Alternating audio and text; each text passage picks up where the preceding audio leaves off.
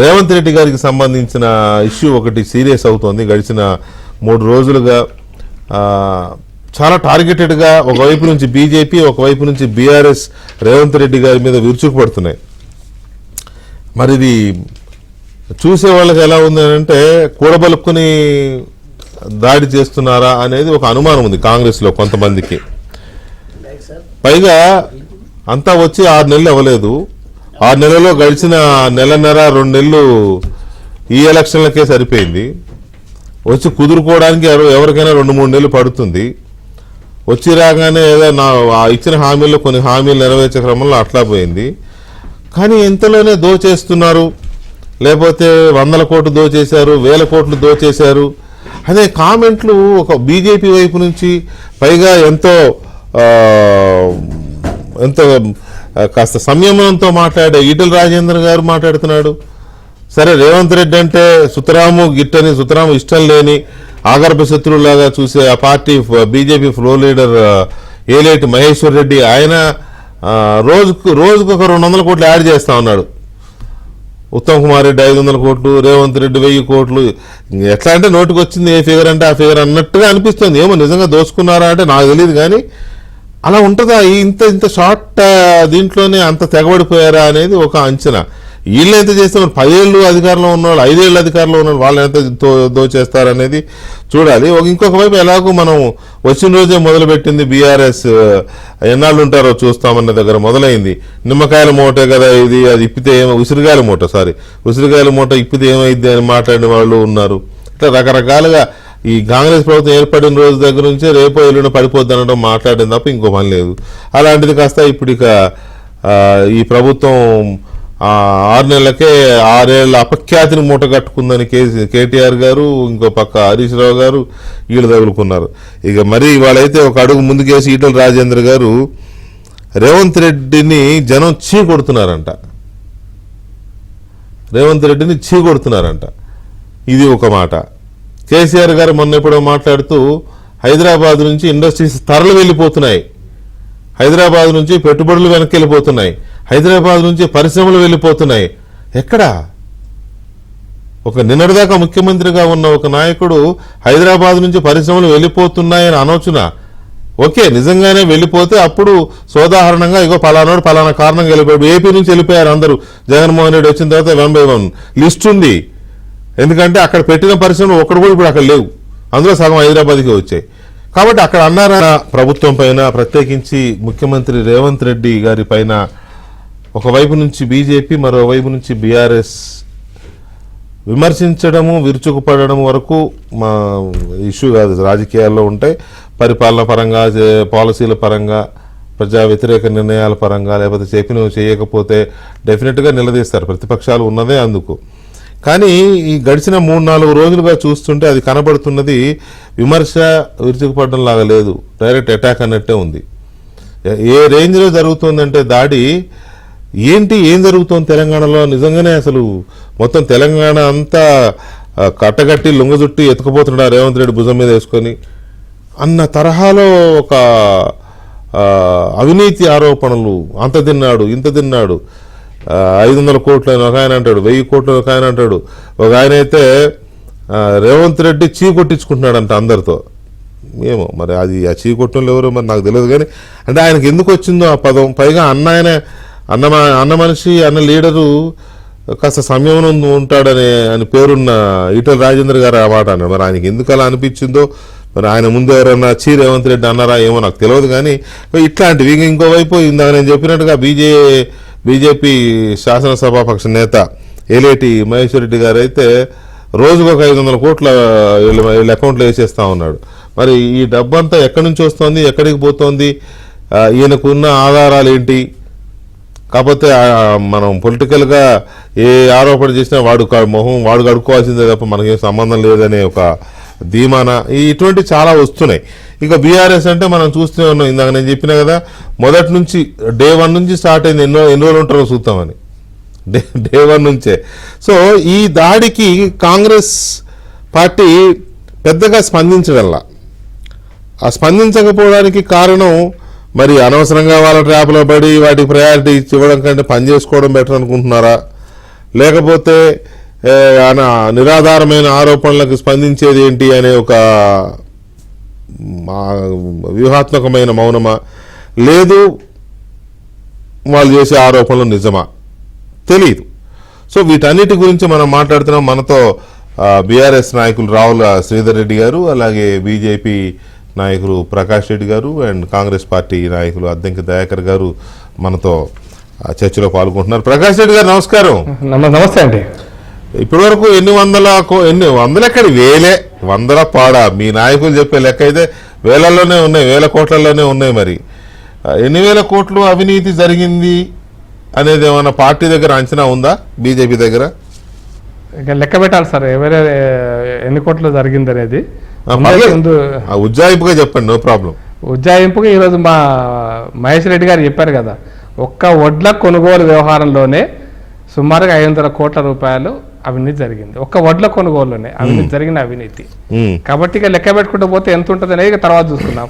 హైదరాబాద్ భూములను ధరణి పేరుతోటి ధరణిని రద్దు చేసి భూమాతనో ఇంకో మాతనో ఏదో తీసుకొస్తామని చెప్పినారు.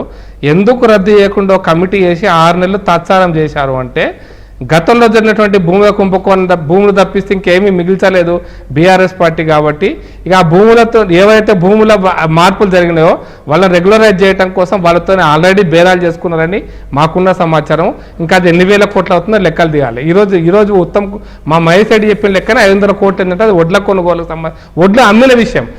గత ప్రభుత్వం కొన్న వడ్లను అమ్మినటువంటి దాంట్లో జరిగిన అవినీతి 500 కోట్ల రూపాయలు. తక్కువ అది కూడా ఇంకా చాలా తీస్తే తగ్గుతుంది బయటకు వస్తే. కాబట్టి ఇది మా లెక్క అండి. ఇది భూముల వ్యవహారం కూడా జరుగుతూనే ఉంది, లేదా ఇంకా కాంట్రాక్టర్తో వ్యవహారం జరుగుతుంది. కాంట్రాక్టర్లను బెదిరియటం, వచ్చిన తర్వాత తీసుకొని పోవడం, అది మా ఆ రోజుకి అది క్లోజ్ అవుతుంది. ఇట్లా చాలా కేసులు క్లోజ్ అయ్యాయి అనుకుంటా. మీకు తెలిసినంత వరకు ఫోన్ ట్యాపింగ్ కేసు దగ్గర నుంచి పెద్దల కేసులు, ఈ ధరణిలో ఉన్నటువంటి కేసులు ఆరోపణలు చేశారు ధరణిలో కూడా. ఇప్పుడు అవి ధరణి కేసులు ఏడికి పోయినాయి, ఆ భూములు ప్రభుత్వానికి ఇస్తే ఎందుకు అంతెందుకండి, అది చాలా పెద్ద ఎగ్జాంపుల్స్. ఎందుకు హెట్రో డ్రగ్స్ అనే కంపెనీకి గత ప్రభుత్వం ఇస్తే తప్పు అని తిట్టారు. మరి ఈ ప్రభుత్వం ఎందుకు దాన్ని క్యాన్సిల్ చేసింది, మళ్ళీ ఎందుకు రివైవ్ చేసిందో దానికి లెక్కలు చెప్తే చాలండి. దీని వెనకాల కుంభకోణాలు ఎన్ని వేల కోట్ల. ఫోన్ ట్యాపింగ్ కేసు క్లోజ్ అయిందా? అయినట్టే కనపడుతూనే ఉంది కదా, ఇంకేం బయటకు వస్తలేదు కదా, దాని వెనకాల ఎవరెవరు ఉన్నారు బయటకు వస్తలేదు కదా. క్లోజ్ అంటే బయట కనపడతలేదు కదా ఎక్కడ కూడా. ఇప్పుడు నేను చెప్పిన హెట్రో డ్రగ్స్ కేసు ఒకటే చిన్న కేసు, అది గత ప్రభుత్వం తిట్టినారు మీరు మోసం చేశారని. ఇప్పుడు మళ్ళీ రద్దు చేసినారు, మళ్ళీ రివైవ్ చేసినారు. మరి ఎందుకు రద్దు చేశారు, ఎందుకు రివైవ్ చేశారు, దీని వెనకాల జరిగిన భాగవతం ఏంటి, ఇది ప్రజలకు తెలుసుకోవాలని ప్రజలు. ఏంటి ఆ భాగవతం? మీకేమనిపిస్తుంది? ఎందుకు లావాదేవీలు మారుంటాయని మానుమానం అండి. ఓకే, అందుకంటే డైరెక్ట్ గా లావాదేవీలు మారుంటే అప్పుడే ఆరోపణలు అయితే కాంగ్రెస్ పార్టీ చేసిందో అంతకు డబ్బుల ఆరోపణలు, ఇప్పుడు అంతకంటే డబ్బులు అవినీతి జరిగిందని మేము అంటున్నాం ఇప్పుడు. ఓకే, దీనికి ఏమైనా చెప్తారా మీరు దయాకర్ గారు? చాలా భయంకరమైన దారుణమైన ఆరోపణలు ఉన్నాయి. ప్రకాష్ రెడ్డి గారు అయితే కొంచెం లాజికల్ గా చెప్పే ప్రయత్నమే చేస్తా ఉన్నారు. మరి నాకు తెలిసి అయితే ఫోన్ ట్యాపింగ్ కేసు ఇంకా నడుస్తూనే ఉంది దర్యాప్తు, బట్ ఆయన క్లోజ్ చేసినట్టే కనబడుతుందని అంటున్నారు ఆయన. అది ఏ పరిధిలో ఉన్నది అనేది కూడా ప్రకాష్ రెడ్డి గారికి తెలియదని నేను అనుకోను. అది సుప్రీంకోర్టు పరిధిలో ఉన్నది. ఇప్పుడు అది గత ప్రభుత్వము తన మొడాలిటీస్ దేన్ని ఎంచుకొని ఈ ప్రక్రియ చేసిందని సుప్రీంకోర్టు అడిగింది. ఇంతవరకు కూడా అది ఎట్లా ట్యాపింగ్ చేసిందా లేకపోతే ట్యాంపరింగ్ చేసిందా, అసలు ఎట్లా ఆ కేసుని డీల్ చేసిందని చెప్పాలి. రాష్ట్ర ప్రభుత్వం నుంచి చేయలే. ఇప్పుడు రాష్ట్ర ప్రభుత్వంలో ట్యాపింగ్ కేసు మీకు నడుస్తున్నది. రాధాకిషన్ గారి నుంచి మొదలు పెడితే XYGలు అన్ని కూడా తెలుస్తున్నాయి, మీరు చూసిండ్రు కదా. ఇప్పుడు ఇది మూలం. ఒక దొంగతనాన్ని పట్టుకోవడానికి మనం దొంగతనం చేస్తే మనము దొంగలమవుతామని లాజిక్ మిస్ అయ్యి గత ప్రభుత్వం చేసిన దాన్ని చెప్పుకోలేక, మళ్ళీ దాంట్లో ఫోరెన్సిక్ ల్యాబ్ ఉంటుంది. తర్వాత మనం ఏదైనా ట్యాపింగ్ చేస్తే కేంద్ర ప్రభుత్వం అనుమతి తీసుకోవాలి. ఏది దేశ భద్రత, రహస్యాలు, అంతర్గత భద్రత, వీటికి సంబంధించిన అంశంలో ఒక నిర్ణయం తీసుకునే ముందు కేంద్ర ప్రభుత్వం నుంచి, హోంశాఖ నుంచి పర్మిషన్ తీసుకుంటారు. లేదంటే సీక్రెట్ గా ఉంటే ఆయన సలహాదారుదైనా తీసుకోవాలి. అది ఇమ్మీడియట్ కేసు అయితే. అవన్నిటిని పక్కన పెట్టి ఆ విధంగా చేసిన తీరు ఒకటైతే, ఇప్పుడు బీజేపీకి ట్యాక్సులు బాగా గుర్తొస్తున్నాయి. ఎందుకంటే వాళ్ళు ట్యాక్సులతోనే కదా మొత్తం లబ్ధి పొందింది ట్యాక్స్లతోనే కదా అంతా రాజకీయాలు చేస్తున్నది. అది జిఎస్ ట్యాక్స్ కానీ, ఐ ట్యాక్స్ కానీ, లేకపోతే ఇంకా ఏ ట్యాక్స్ లో అయినా కూడా వాళ్ళ దేశంలో వాళ్ళు ట్యాక్స్లతోనే చేస్తారు కాబట్టి ట్యాక్స్లు బాగా గుర్తొస్తాయి. గుర్తొస్తాయి. దయాకర్ గారు నేను అనేది ఏంటంటే, మోడీ గారు వచ్చి త్రిబుల్ ట్యాక్స్ అన్నారు, ఆ తర్వాత అమిత్ షా గారు వచ్చి ఆయన అదే అన్నారు. అది ఎట్లా ఎవరు పుట్టించారో కానీ ఆ స్లోగన్ వీళ్ళు బీజేపీ దాన్ని ఏదో ఒక ట్యాగ్ లైన్ లాగా కాంగ్రెస్ మీద వేసిపోయింది. దానికి మీ వైపు నుంచి సరైన కౌంటర్ అయితే పడలేదు. దాన్ని ఎవరు నమ్ముతారు? ఇప్పుడు నేను నమ్మడం గురించి నేను అడగడం లేదు దయాకర్ గారు, నమ్మడమా నమ్మకపోవడం కాదు. ఇదేమవుతుందంటే అంత పెద్ద ప్రధానమంత్రి స్వయంగా, కేంద్ర హోంమంత్రి స్వయంగా వచ్చి తర్వాత ఇక్కడ నాయకులు వీళ్ళు స్వయంగా అలాంటి ఆరోపణ చేస్తూ ఉంటే మీ వైపు నుంచి ఎందుకు కౌంటర్ కానీ స్పందన కానీ లేదు అనేది ఒక అంశం. కాదు ఒక్క మాట ఇప్పుడు మళ్ళీ ఆ మహేష్ రెడ్డి గారు రోజు ఒక 500 కోట్లు వేస్తున్నాడు మీ అకౌంట్ లో, రోజు ఒక 500 కోట్లు. దీనికి రెండు రకాలుగా ఉంది. ఒకటేమో పా ట్యాక్స్ వాళ్ళు చేస్తుండ్రు కాబట్టి అట్లనే రాష్ట్రాలు కూడా చేస్తున్నాయనే అనుమానంతో ఉంటారు. పా అంటే నేను ఈ మధ్య వివరిస్తున్న దాన్ని ప్రధాని, అంబానీ, అదాని ఈ ముగ్గురు ట్యాక్సులు దేశం మీద వేస్తుండ్రు, రాష్ట్రాల మీద వేసినట్టే ఇక్కడ ముఖ్యమంత్రులు కూడా అట్టే చేస్తుండ్రు అనే భ్రమతో ఉన్నారు. ఒకవేళ దాన్ని మనము ఇప్పుడంటే హౌస్ లేదు కాబట్టి హౌస్ కమిటీనో, లేదంటే ఇంకా చెప్పాలంటే ఒక ఆల్ పార్టీ కమిటీనో వేసుకుందాం. ఎక్కడ వాళ్ళు రివ్యూ చేయమనండి. ఇప్పుడు ఏదో చెప్పింది కదా హెటిరోకి సంబంధించి కానీ ఇతరాత్రకు సంబంధించిన కానీ ఏ కేటాయింపులలో కానీ పారదర్శకత ఉందా, లేదంటే గత ప్రభుత్వాలు చేసిన వాటిని కొనసాగించాల్సి వస్తుందా, కోర్టు డైరెక్షన్ ఫాలో కావాల్సి వస్తుందా అనేది 3 అంశాలు తెర మీదకి తెచ్చి హౌస్ కమిటీ వేసుకుందాం. ఇప్పుడు వారు ఎవరు మన మహేష్ రెడ్డి గారు అయితే ఫ్లోర్ లీడరే కదా, వారికి ఆ రైట్ కూడా ఉన్నదిగా హౌస్ కమిటీ అడగమని చెప్పడానికి. వాళ్ళకి ఏంటంటే ఐడెంటిటీ క్రైసిస్ అనేది ఒక సమస్యగా మారుతున్నది. అదే పనిగా విమర్శలు చేస్తే ఇంతెందుకు, ఇప్పుడు ఒక హోంశాఖ మంత్రి తన మీద ఎవరో సోషల్ మీడియాలో ఒక ఫేక్ వీడియో తయారు చేస్తే నేరుగా హోంశాఖనే ఈ రాష్ట్ర ముఖ్యమంత్రి మీద కేసు పెట్టిన పరిస్థితి. అంటే వాళ్ళు ఎంత అండ్రెస్ట్ లో ఉన్నారో చూడండి. నేరుగా ఇప్పుడు కేజ్రీవాల్ అరెస్ట్ చేసినట్టే అసలు దాన్ని ఎవరు చేసిండ్రు, ఒక ఎంక్వైరీ ఉంటది, ఒక దాంట్లో ప్రాసిక్యూషన్ లో తేలితే వస్తుంది, నేరుగా అక్కడ అవుతుంది. గాంధీ భవన్కి వచ్చేసి నోటీసులు సర్వ్ చేస్తారు. ముఖ్యమంత్రి మీరు ఇమీడియట్ గా మీరు ఏమంటారు అక్కడికి హాజరు కావాలని చెప్తారు. ఇంతలా ఫ్రస్ట్రేషన్ ఉన్న గవర్నమెంట్ ఇంకెవరన్నా ఉండరా? కాబట్టి వాళ్ళు ఫేక్ వీడియోలు క్రియేట్ చేస్తారు. వాళ్ళు లక్షల ఫేక్ వీడియో వాళ్ళ వాట్సాప్ యూనివర్సిటీస్ కానీ. మొన్న నేను నిర్మల్లో మాట్లాడింది నేను అనే పాయింట్ ఏంటంటే దయాకర్ గారు మీరు అన్నది నిజమే. వెంటనే కేసు పెట్టారు, వాళ్ళు ఇక్కడికి వచ్చారు, ఢిల్లీ పోలీసులు వచ్చారు, పెద్ద హంగామా జరిగింది. సరే అది కొంత ఎన్నికల్లో మీకే ఉపయోగపడ్డది అనే ఒక చర్చ కూడా జరిగింది. కాంగ్రెస్కి ఉపయోగపడ్డది ఆ పోలీసులు వచ్చి ఇంత రేవంత్ రెడ్డి గారి మీద కేసు పెట్టి చేయడం అనేది అన్నారు. మరి అది రేపు బాక్సులు ఓపెన్ చేస్తే కానీ తెలియదు. సరే అది ఒక ఆస్పెక్ట్ అయితే, ఈ అవినీతి ఆరోపణలు ఇంత స్పీడ్గా రావడం 6 నెలల లోపే ఇన్ని ఏదో 1000 కోట్లు చెప్తా ఉన్నారు. 1 కాదు 2 కాదు. పైగా కాంగ్రెస్ పార్టీ దేశవ్యాప్తంగా పోటీ చేస్తే ఆ మొత్తాన్ని తెలంగాణ కర్ణాటక రాష్ట్రాలే పోషించాయి, వీళ్ళే దోసుకపోయి ఇచ్చారు అని చెప్పి మాట్లాడుతూ ఉన్నారు. సో ఈ అవినీతి ఆరోపణలు ఇంత స్పీడ్గా రావడం అనేది ఏ రకంగానూ గుడ్ సైన్ అయితే కాదు అనేది ఒక అంచనా. దీనికి ఎందుకు కౌంటర్ రాలేదని ఒక పాయింట్ మళ్ళీ అడుగుతాం. కౌంటర్ అంటే వెంకటకృష్ణ గారు, కౌంటర్ అంటే వాళ్ళు అన్నదానికి మనం స్పందిస్తే మనం గుమ్మడికాయ దొంగనక ముందే భుజాలు తడుముకున్నట్టు. ఇప్పుడు కేటీఆర్ ట్యాపింగ్ అయిందనగానే ఎవరు చేసిండ్రు, ఏదో 1-2 చేసి ఉంటారు అన్నట్టున్నట్టు. మనకెందుకు ఎవరు దాని మాదిరిగా చేస్తా ఉంటారు. మీరేం మాట్లాడకపోతే ప్రజలు వాళ్ళు కావాలని మాట్లాడలేదు అనుకోరు కదా, ఏదో ఉన్నది కాబట్టి ఏమంటున్నా అంటే చిత్తశుద్ధి ఉన్నారు కుక్కల పేనులాగా అనుకునే ప్రమాదం ఉంటది. చిత్తశుద్ధి ఉంటే వివరాలతోని కంప్లైంట్ చేయండి. అదే అడగాలి కదా మహేష్ రెడ్డి ఉన్నాడు. ఎందుకు అనాలి సార్? ఇప్పుడు నేను వాడు బట్ట కాల్చి వాడంటారు, ఎవరైనా బట్ట కాల్చి మీరు చేస్తారు, మనం ఎందుకు స్పందించాలి? అవసరం స్పందించకపోతే మీ ముఖమే కాలిపోద్ది కదా. ఎవరు స్పందిస్తే వాళ్ళ ముఖాలు కాలిపోతాయి. సమస్య అది. ఎందుకంటే ఇప్పుడు నేను ఒక మాట అన్నా, నిర్మల్ సభల్నే అన్నా, అమిత్ షా గారినే చెప్పినాం, నేరుగా ముఖ్యమంత్రి మీద కేసు పెడితే మీరేం పీకేది కూడా లేదని ఒక మాట అన్నందుకు బీజేపీ వాళ్ళు ఏ విధంగా అమిత్ షా తిట్టింది పక్కన పెట్టి రాముంది తెర మీదకి తెచ్చినట్టుగా. నేను దయాకర్ గారు నేను మిమ్మల్ని తిట్టమంటలేను, పీకినవా లేకపోతే అవి వాడాల్సిన అవసరం మరి లేదు. ఏం కానీ చేయమంటారు? ఈ అవినీతి ఆరోపణలు అవినీతి ఆరోపణల మీద మాట్లాడదాం మనం. ఒక్క మాట దయచేసి ఒక్క నిమిషము. శ్రీధర్ రెడ్డి గారు నమస్కారం. ఇది ఎందుకు ఈ రకంగా మీరు మొదటి నుంచి గవర్నమెంట్ మారిన దగ్గర నుంచి మీ పార్టీ అటాక్ ఉంది కాంగ్రెస్ మీద, పట్ల రేవంత్ రెడ్డిని వ్యక్తిగతంగా ఇది కూడా ఉంది. దానికి కారణాలు ఏంటనేది ఇప్పుడు మనం చర్చించాల్సిన అవసరం. కానీ ఇప్పుడు ఏమంటున్నారంటే 6 నెలలకే 6 దశాబ్దాల అపఖ్యాతో 60 సంవత్సరాల ఏదో సంథింగ్ కేటీఆర్ గారు అన్నారు. ఏంటి అంత అపఖ్యాతి ఏం మూట కట్టుకుంది రేవంత్ రెడ్డి ప్రభుత్వం? అంటే ఒకటి మీరు చర్చ పెట్టింది ఏంటంటే, ఫస్ట్ ప్రతిపక్షం మౌనంగా ఉండాలి అని ఎవరైనా కోరుకుంటే అస్సలు కోరుకోవద్దు, అది వాళ్ళకి అమాయకత్వం. అవును. మౌనంగా ఉండదు. అవును, డెఫినెట్గా క్వశ్చన్ ఉండకూడదు. We'll question every possible lacuna of your government. అది ఎట్లా ఉంటుంది ఖచ్చితంగా. సో దాంట్లో ప్రతి నాయకునికి ఒక వ్యవహార శైలి ఉంటుంది, వాగ్దాటి ఉంటుంది, మాట్లాడే పద్ధతి ఉంటుంది.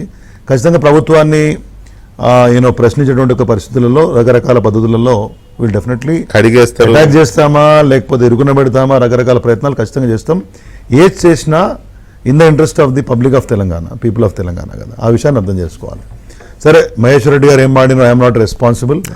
రెడ్డి గారు సమర్థంగా ఆయన ఆన్సర్ ఇచ్చుకుంటాడు, మాకు బాధ లేదు. నేనేమంటున్నా అంటే బేసికలీ ఇవాళ హరీష్ రావు గారి ప్రెస్ మీట్ చూసినా కానీ, కేటీఆర్ గారు ఈ మధ్య కాలంలో వివిధ ప్రచారంలో వివిధ సందర్భాల్లో మాట్లాడిన మాటలు కానీ, ఎక్కడైనా కాంగ్రెస్ పార్టీ హామీలు లేదా ముఖ్యమంత్రి గారి యొక్క వ్యవహార శైలి లేదా ప్రభుత్వం నడుస్తున్నటువంటి తీరు, ఈ 3 విషయాలు తప్పితే వీటిని దాటి మేము ఎక్కడన్నా ముందుకు పోయి ఉంటే మీరు చెప్పాలి. మొన్న మా లెజిస్లేటర్స్ మాజీ సుదర్శన్ రెడ్డి గారు కానీ ఇంతకుముందు మా రవీందర్ సింగ్ ఇద్దరు ప్రెస్ మీట్ పెట్టారు. వాళ్ళిద్దరు సివిల్ సప్లైస్ కార్పొరేషన్లో గతంలో చైర్మన్లుగా పనిచేసినారు, వాళ్ళకి అవగాహన ఉంది. ఈ బియ్యం అనుకుంటాను దాని కాంట్రాక్ట్ సంబంధించినటువంటి ప్రైస్ డిఫరెన్షియేషన్ ధాన్యం విషయంలో దాన్ని కూడా ప్రశ్నించాం. అది ప్రభుత్వం సమాధానం చెప్పాలి. They have to come at with a official document. అదే అఫిషియల్ డాక్యుమెంట్తో బయటికి రండి. What is your lowest court, మీరు ఎంతకు అగ్రిమెంట్ చేశారనే విషయం మీద బయటకు వస్తే ప్రజలకు తెలిసిపోతుంది. లేకపోతే అవుతుంది తెలంగాణ రాష్ట్ర ప్రభుత్వ ఖజానాకు దెబ్బ తాకుతుంది. ఇవాళ ఈ విషయాలు తప్పి మేము ఎక్కడ బయటికి పోవట్లేదు. ఖచ్చితంగా ఆ సందర్భంగా మాటలు మాట్లాడే దాంట్లో కొన్నిసార్లు నాయకుల యొక్క వ్యక్తిగత ఆరోపణలు వస్తాయి. మీరు ఒక మాట అంటే మేము కూడా అంటాం. కానీ end of the day we are very much sticked to the point. ఇవాళ హామీలు ఫర్ ఎగ్జాంపుల్ రైతులకు బోనస్ ఇచ్చే విషయంలో మాట మారుస్తున్నారు. గతంలో మీరు హామీలు ఇచ్చినప్పుడు సన్నాలు లేకపోతే దొడ్డు ఓడ్లు అని చెప్పలేదు, ఇవాళ వేరేలాగా మాడుతున్నారని చెప్పాం. రైతు బంధును రైతు భరోసా చేస్తామని చెప్పాం, 15,000 ఇస్తామని చెప్పినటువంటి మాటలో ఒక సీజన్ వరకు ఓకే అనుకున్నాం, ఎందుకంటే రాష్ట్ర ఆర్థిక పరిస్థితి అవగాహన రాలేదు అని అనుకున్నాం, ఓకే. బట్ నెక్స్ట్ సీజన్ కూడా మాట్లాడే మాటల్లో ప్రభుత్వం నుంచి ఏమీ కొత్తదనం కనబడట్లేదు.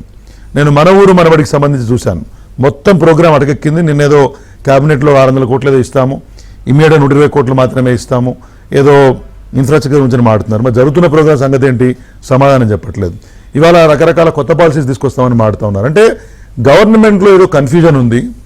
ఆన్ గోయింగ్ ప్లాన్స్ ఏవైతే నడుస్తున్నాయో ప్రోగ్రామ్స్, వాటి ఇంప్లిమెంటేషన్లో తడబడుతున్నారు. రైట్ ఫ్రమ్ మిషన్ భగీరథ లాంటి మంచినీళ్ళ సప్లై నుంచి మొదలుపెట్టి మిగతా అన్ని అంశాల వరకు మీరైతే ఇస్తున్నటువంటి హామీల అమల్లో తడబాటు కనబడుతూ ఉంది. ప్రభుత్వం ఏంటో రాజకీయం ఎక్కువగా, గవర్నెన్స్ తక్కువగా కనబడుతూ ఉంది. ఆ తాల్మీలు అంటాం కదా, ఆ సమన్వయం ప్రభుత్వంలో మంత్రుల మధ్య కనబడట్లేదు. ప్రభుత్వాన్ని మీరు అన్నట్లు ప్రభుత్వాన్ని ఖచ్చితంగా ప్రతిపక్షం విమర్శించినప్పుడు కానీ ఇంకో పక్షాలు విమర్శించినప్పుడు కానీ ప్రభుత్వం వైపు నుంచి సమాధానం రావడం కూడా అవసరమే. ఇదేదో ట్రాప్ అనుకుంటే ఎట్లా అవుతుంది? కొన్ని అనవసరమైన విమర్శలు ఉన్నాయనుకోండి, వాటిని మీరు స్ట్రాటజిక్గా మూవ్అవుట్ చేయొచ్చు. కానీ ఈ బోనస్ల విషయంలో, హామీల అమలు విషయంలో, ప్రభుత్వం నడిచేటువంటి తీరులో ప్రజలు ఇప్పుడు మాకు కాకుండా మీకు 1.8% ఎక్కువ వేసైనా మిమ్మల్ని అధికారంలో తెచ్చుకున్నప్పుడు they will expect more from you. Especially మీకు వచ్చిన ఓట్లంతా కూడా రూరల్ లాట్లో వచ్చినాయి, గ్రామీణ ప్రాంతాల నుంచి వచ్చినాయి. అక్కడ ఉన్నటువంటి రైతులు కానీ, నిరుద్యోగులు కానీ, ఉపాధి లేనటువంటి యువత కానీ, లేదా మిగతా బేసిక్ కమ్యూనిటీస్లో కానీ, లేదా గవర్నమెంట్ ఆఫీసెస్ ఫంక్షనింగ్లో గతంలో కంటే లేకపోతే మీ యొక్క ఎవరైతే ప్రజాప్రతినిధులు ఉన్నారో వాళ్ళ వైపు నుంచి ఉండేటువంటి రెస్పాన్సెస్లో కానీ ఇంకా మంచి వ్యవహారాన్ని వాళ్ళు కోరుకుంటారు. కానీ 4 నెలల్లో అది కనబడతలేదనే ఒక భావన మాత్రం బలంగా బయలుదేరింది.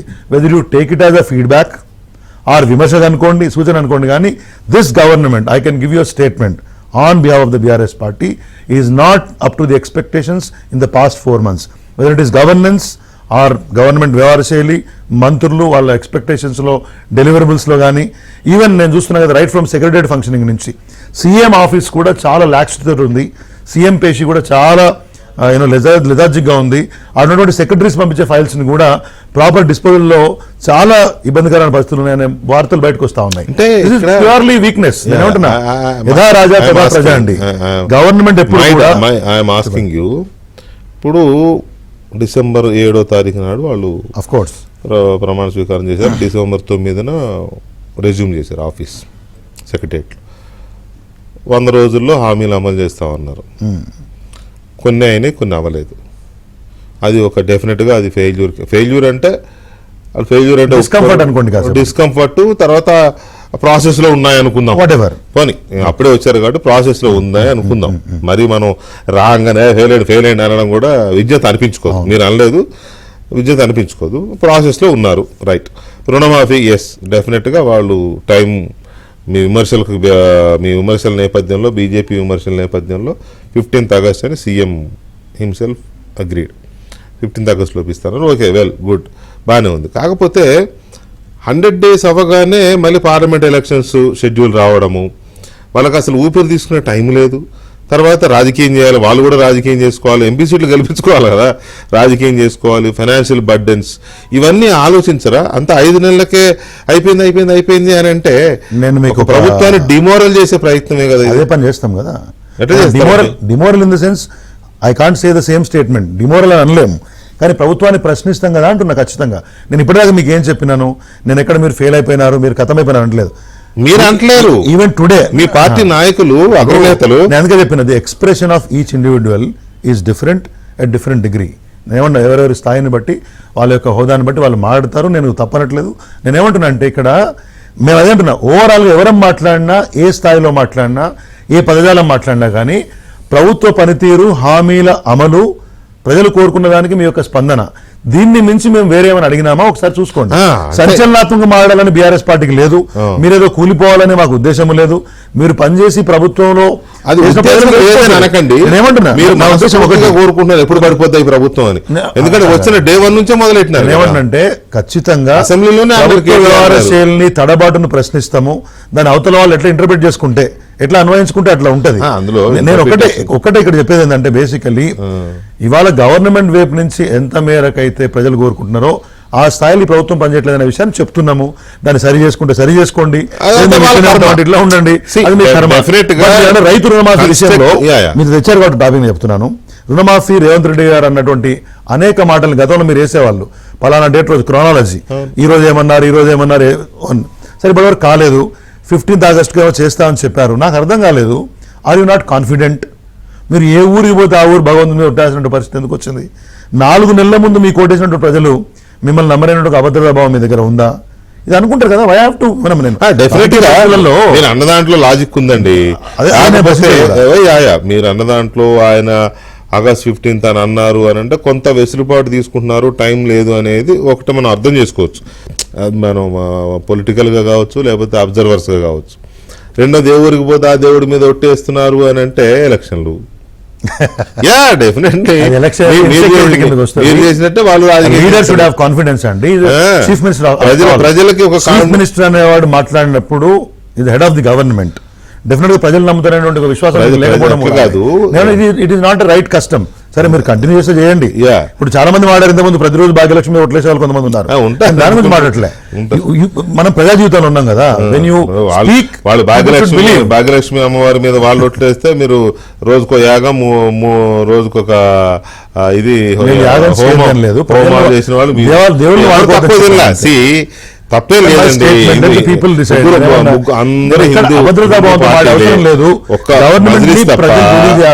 ఒక మజ్లిస్ తప్ప మీ 3 పార్టీలు బేసిక్ గా హిందూ లీడర్షిప్ ఉన్న పార్టీలే. అంటే హిందూ అంటే అదే మతం అని కాదు అనేది.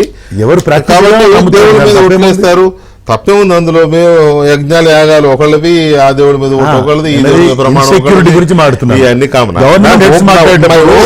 నా పాయింట్ ఏంటంటే ఇవాళ ఒకటి గవర్నమెంట్ ని విమర్శించడము, ఫెయిల్యూర్స్ ని ఎత్తి చూపడం అంతవరకు కన్స్ట్రక్టివ్ క్రిటిసిజం. అది అపోజిషన్ కి ప్రజలు ఇచ్చిన అధికారం కూడా. అవును, ప్రజలు ఇద్దరికీ అధికారం ఇస్తారు. అధికార పార్టీకేమో పాలించమని ఇస్తారు, ప్రతిపక్షాలకేమో ప్రశ్నించమని ఇస్తారు. రైట్, అవును. ఆ బాధ్యత ఎవరిది వాళ్ళు చేయాల్సిందే. Absolutely right. కానీ ప్రభుత్వాన్ని డిమోరల్ చేసే విధంగా లేకపోతే నైతికంగా వాళ్ళని కొంత ఇబ్బంది పెట్టే విధంగా చేస్తున్న ప్రయత్నాలు ఉన్నాయేమో ఇందులో. ఇది మంచిది కాదు కదా తెలంగాణకు అనేది ఒక పాయింట్. తర్వాత కేసీఆర్ గారు మాట్లాడిన మాటలు ఆయన ఎప్పుడు అంటారు, మంచిగా చెప్తున్నాం వినండి మీరు, నాకంటే ఎక్కువ తెలిసినవాడు ఎవడున్నాడు తెలంగాణ. కొంతవరకు అందులో డౌట్ లేదు, అది నిజం కూడా. ఆయన స్టడీ చేసినారు, తెలంగాణ గురించి మొత్తం తెలిసిన వ్యక్తి.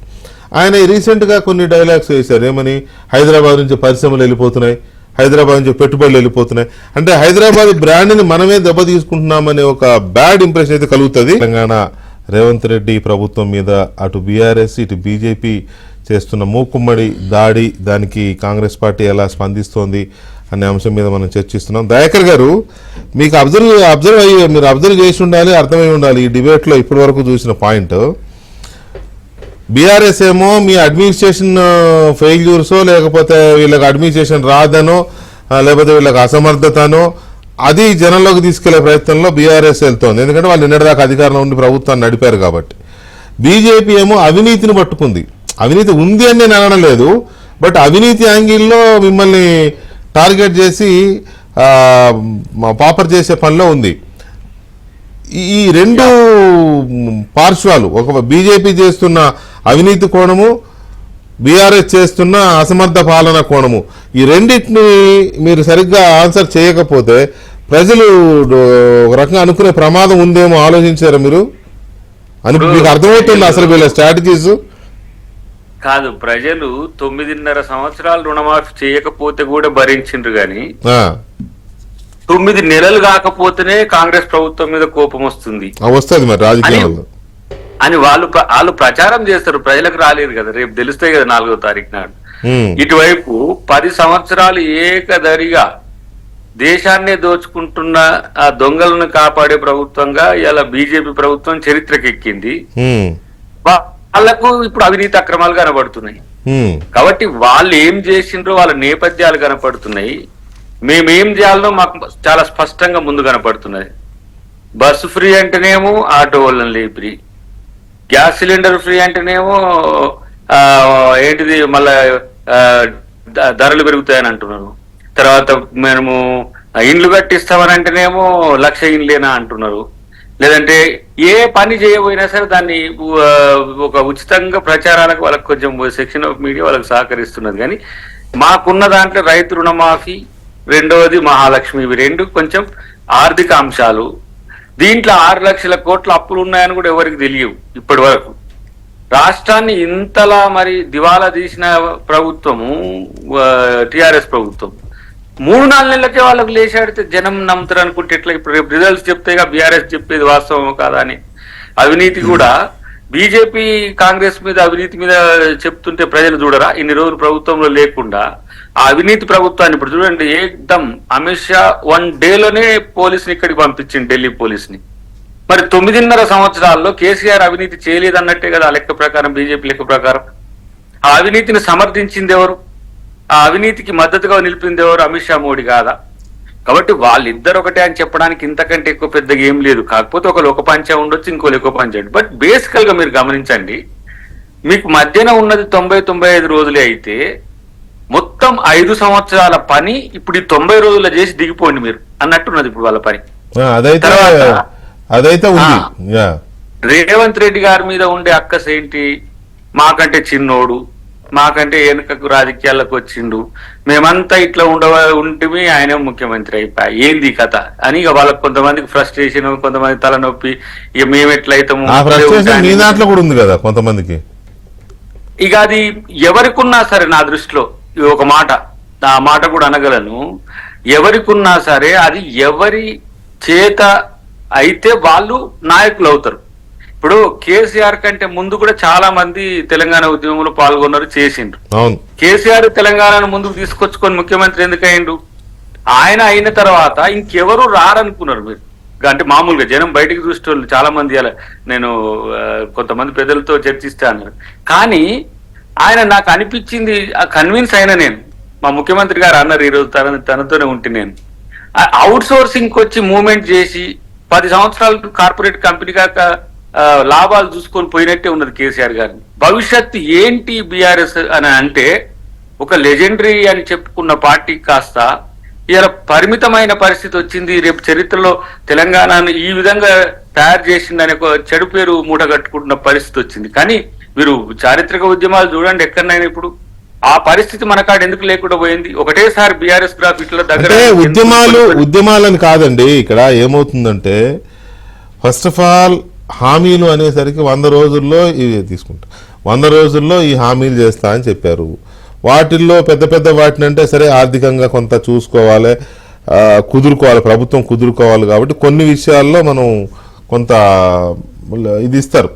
ప్రతిపక్ష పార్టీలైనా ప్రజలైనా ఆలోచిస్తారు, అరే నిన్ననే కదా వచ్చింది, కొంత అన్ని చక్కబెట్టుకోవాలి కదా అని.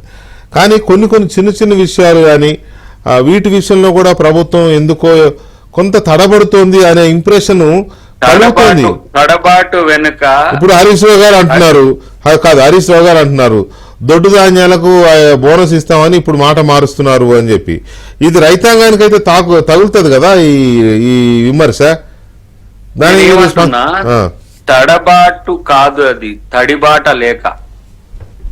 అర్థమైంది అనుకుంటా. అర్థమైంది. డబ్బులు లేక మూలాలే మొత్తం ఛిద్రం చేసి నేను ఇప్పుడు ఆ విమర్శకు పోదలుచుకోవాలి. ఎప్పుడైనా ఎక్స్టెండెడ్ గా మనం మాట్లాడినప్పుడు చేయొచ్చు. కానీ ఫినాన్సెస్ ఇంత ఘోరంగా ఉన్న పరిస్థితి. ఇప్పుడు 3-4 వేల కోట్లకు పర్ మంత్ రెవెన్యూ రిసీట్స్ ఉన్నాయి. ఒక రోజున 13-14 వేల కోట్ల రూపాయలు వచ్చిన రాష్ట్రం, 2,49,000 కోట్ల రెవెన్యూ ఉన్న రాష్ట్రము ఇవాళ ఎందుకు తడబడుతున్నది? ఏ పరిస్థితి వచ్చింది? మనం పెట్టుబడి దేని మీద పెట్టినాం? రాబడి ఎందుకు ఆగింది? కేంద్ర ప్రభుత్వం నుంచి గ్రాంట్స్ ఎందుకు తెచ్చుకోలేకపోయింది అనేది ఇప్పుడు లెక్కలు తీస్తా ఉంటే తెలుస్తా ఉన్నది. కాబట్టి రేపు దాన్ని గాడిలో పెట్టడానికి సందర్భం కూడా ఎంతో సమయం కూడా పట్టదు వెంకటకృష్ణ గారు. అప్పటి వరకు ప్రజలు వెయిట్ చేసే ధోరణి ఉన్నారు, వెయిట్ చూసే ధోరణి. ప్రజలు వెయిట్ చేసిన పార్టీలు వెయిట్ చేయవు కదా. మీ ప్రత్యర్థులు ఎందుకు వెయిట్ చేస్తారు? దొరికింది కదా ఇప్పుడే కొట్రా పావుని చంపేయారు అన్నట్టు ఉంటారు. ఇప్పుడు అట్లా అనుకుంటే 9.5 సంవత్సరాలు వాళ్ళని అట్నే కొడుతురు కదా. మరి 9.5 సంవత్సరాలు రైతు రుణమాఫీ చేయలే. మొన్న సెప్టెంబర్ అక్టోబర్ లో చేసిండ్రు 25,000, 25,000 ఇట్లా. కాబట్టి ఇవన్నీ ఉన్నాయి. ఇప్పుడు ఆ లెక్కకు వస్తే కేంద్ర ప్రభుత్వం ఉద్యోగాలు ఇవ్వాలి, రాష్ట్ర ప్రభుత్వం ఉద్యోగాలు ఇవ్వాలి. ఉద్యోగాలు ఇస్తామనే విషయం ఒక ఎత్తు అయితే విద్యను ఏ విధంగా చేయాలి, ఆరోగ్యాన్ని ఎట్లా చేయాలి అది కూడా ఇవాళ చూడండి బీజేపీ వాళ్ళు ఏకంగా రోడ్ ఎక్కారు ఇవాళ ఉద్యోగాలు ఇవ్వట్లేదని. ఇవాళ అమరవీరుల స్తూపం దగ్గర అదే ఇప్పుడు కోడ్ ఉన్నా ఇప్పుడు ప్రభుత్వం మీద మేమేమో క్యాబినెట్ పెట్టుకోవడానికి నిత్యావసరాలు లేకపోతే సమస్యలను మనం పరిష్కరించడానికి ఏమో సమస్య ఉంటది, ఎందుకంటే కోడ్ ఉంటది.